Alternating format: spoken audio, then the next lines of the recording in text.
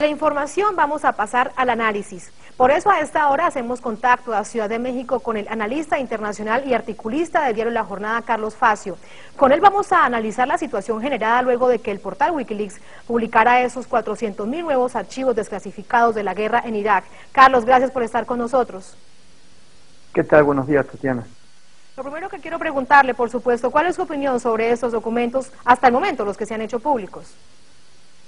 Bueno, creo que el primer punto es que son documentos secretos del Pentágono, o hasta ahora secretos, o sea que es información que tiene origen en el Pentágono.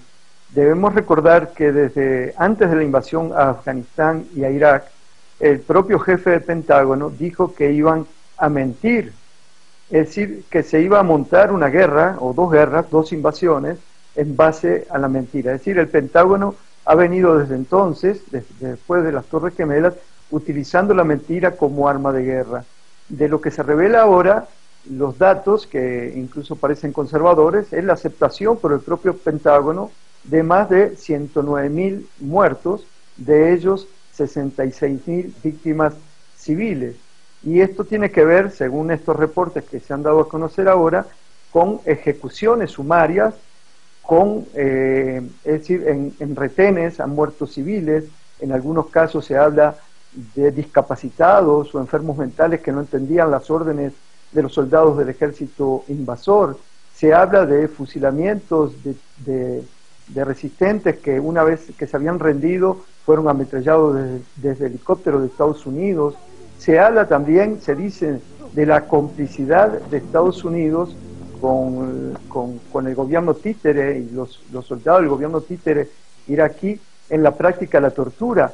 Curiosamente, lo que antes conocimos y ahora no se dice es que fue Estados Unidos en Abu Ghraib y simultáneamente en Guantánamo y en otras cárceles que practicaban la tortura, incluso la tortura sexual.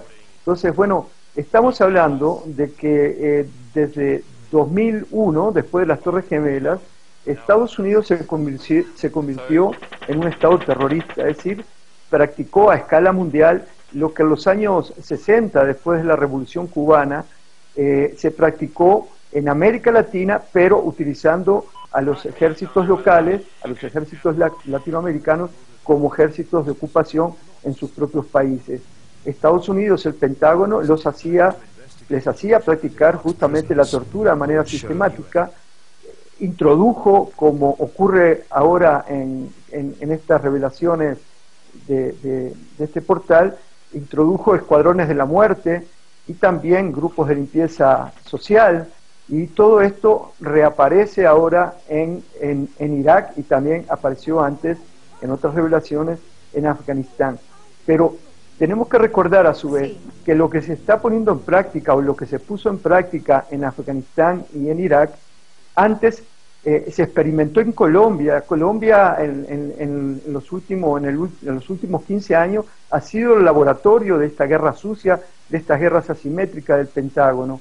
Y hay que agregar otro elemento, es decir, estas revelaciones que hablan justamente de la práctica sistemática de la tortura, de ejecuciones sumarias, de el mercenarismo, porque también en este informe hablan de la empresa Blackwater, que son supuestamente contratistas de seguridad privados que han ametrallado población civil y que han venido haciendo también ejecuciones sumarias de personas.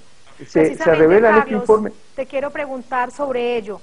¿Cree que las cifras sobre las víctimas que revela Wikileaks se acercan a las reales? Me refiero a esas que han denunciado a través del mundo de distintos países las organizaciones de derechos humanos. Incluso se cifraban mayor a las que ha planteado Wikileaks. Sí, efectivamente, hay reportes de organizaciones médicas y alguna revista británica han hablado incluso de 600.000 muertos y en algunos casos han hablado hasta de 1.000.000, ¿no?